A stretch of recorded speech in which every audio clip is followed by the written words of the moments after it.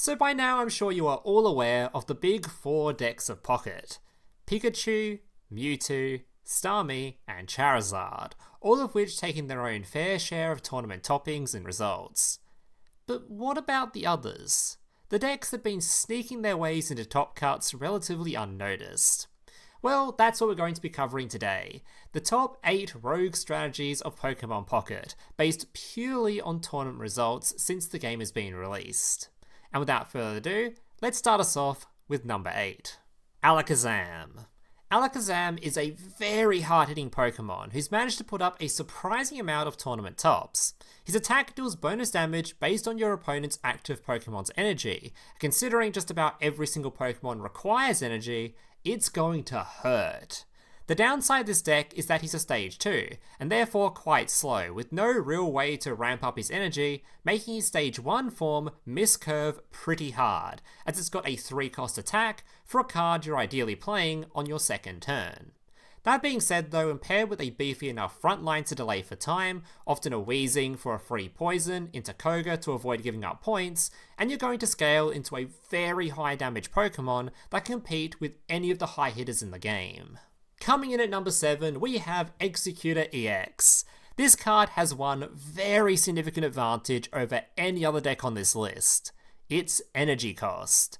The Pokemon on a good day, for only 1 energy, deals a fat 80 damage. Now of course this relies on a coin toss, making the deck quite risky, but with a decently high reward that allows it to use excess energy to build up additional Pokemon to fall back on, such as Vileplume or Victreebel, both of which with powerful utility effects of their own. This paired with the fact that he's only a stage 1, making him quite consistent, and having access to Erica to heal his already huge 160 HP total, and on a good day, you've got yourself a very threatening Pokemon. Coming in at number 6, we have Blastoise EX.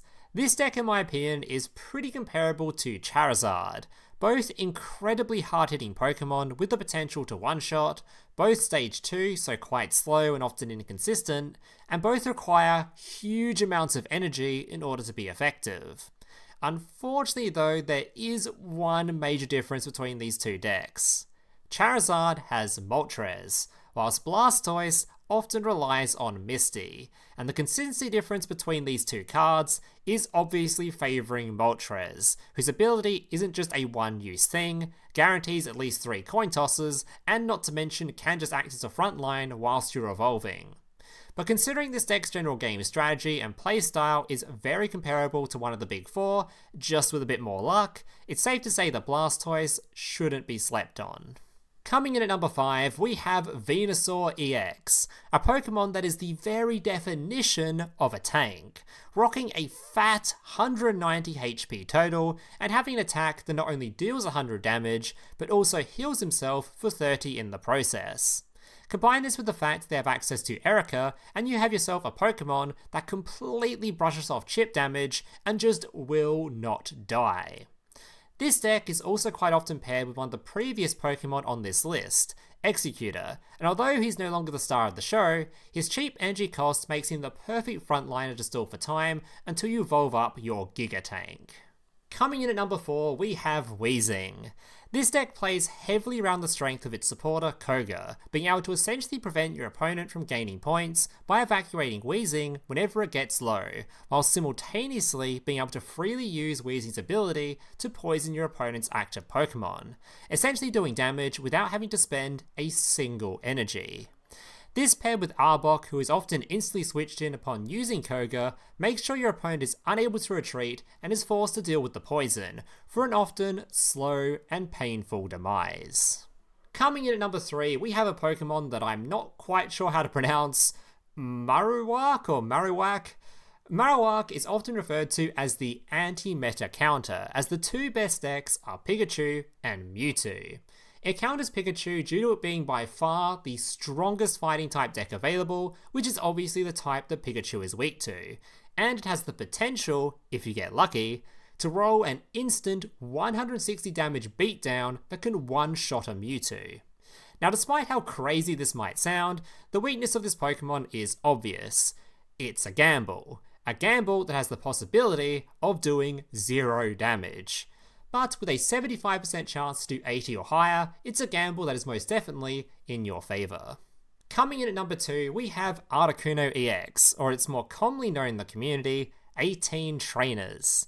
This deck is one of my personal favourites, as it just looks really goddamn silly. This deck makes use of something that is exclusive to Pocket, and that is the lack of a mulligan system. In order for each game to start, the draws are rigged to guarantee you at least start with one basic Pokemon, because there just is no mulligan system.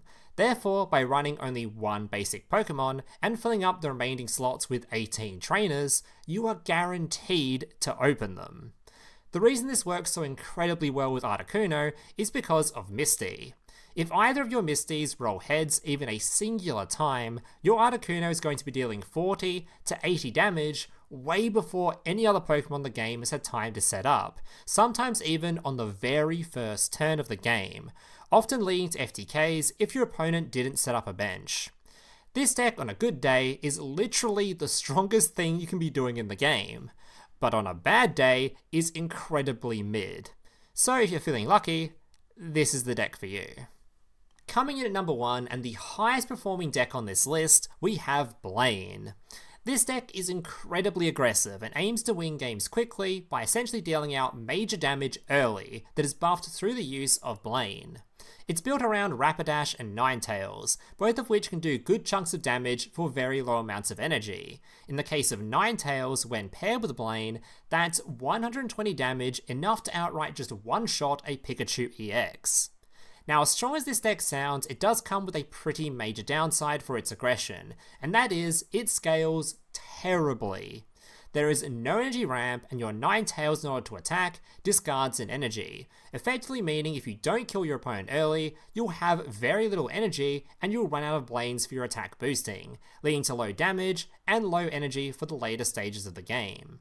But the one thing I do want you to take note of with this deck in particular is, unlike basically all the other decks on this list, it's the one deck that is consistently competing with the top dogs without having to rely on some ridiculous coin toss RNG to deal out damage. It can deal damage quickly, and most importantly, consistently, without having to pray the gods are in your favour. So if you're someone that values consistency over big hype moments, this is probably the best deck on the list for you. Alright guys, that's going to do it for my list. Is there any decks I missed? Any you don't agree with? Are there any lists you'd like to see from me in the future? Put all your thoughts down in the comments below. Thank you guys for watching, make sure to leave a like and subscribe, and hopefully I'll see you in the next one. Laters.